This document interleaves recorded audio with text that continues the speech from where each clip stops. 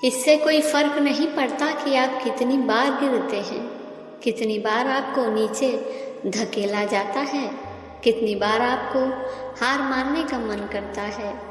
ये कभी न भूले कि आप अपने से बड़े किसी चीज़ का हिस्सा है। आप ब्रह्मांड का एक हिस्सा है। आप एक दिव्य योजना का हिस्सा है जो सामने आ रही है। भले ही कभी कभी ये देखना कठिन होता है, आपको विश्वास होना चाहिए कि सभी कष्टों के पीछे एक बड़ा उद्देश्य है।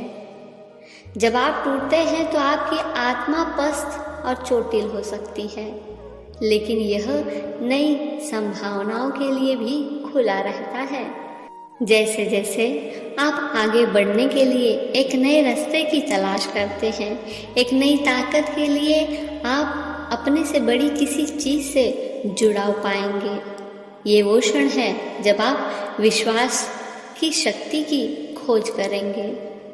अगर आपके पास विश्वास है तो आपका विश्वास आपको नए सिरे से शुरुआत करने की ताकत देगा। आपका विश्वास आपको सुंदरता और आनंद का जीवन बनाने की अनुमति देगा, चाहे आपने किसी भी तरह की टूटन का सामना किया हो।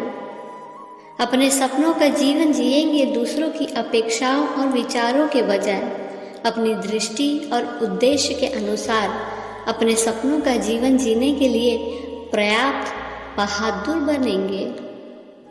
ध्यान रहे भगवान के साथ आपका मिलन तब शुरू होता है जब आप टूट जाते हैं।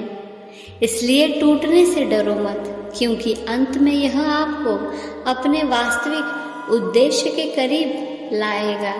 जब इंसान दुनिया के हाथों टूटता है तो उसकी ईश्वर से जुड़ने की शुरुआत होती है। जीवन कितना भी कठिन क्यों न लगे, ये याद रखना आवश्यक है कि हम कभी अकेले नहीं होते।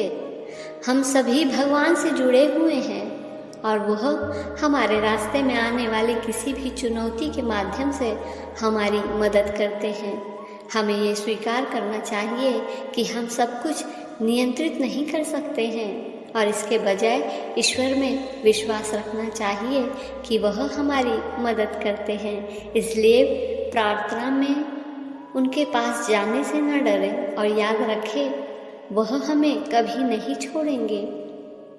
मन में कोई उलझन हो, निर्णय लेना मुश्किल लग रहा हो, शांति से बैठे ईश्वर को अपनी उलझन बताएं, ठीक वैसे ही जैसे आप औरों से राय लेते हैं। वैसे ही परमात्मा से कहें, मुझे बताए मेरे लिए क्या सही है। और जब कोई काम आपकी मर्जी से हो जाए तो ईश्वर को धन्यवाद करो कि उन्होंने आपकी मर्जी को इतनी अहमियत दी। पर जब कोई काम आपकी मर्जी से ना हो तो ईश्वर को और ज़्यादा धन्यवाद दो, क्योंकि अब वो काम उनकी मर्जी से होगा।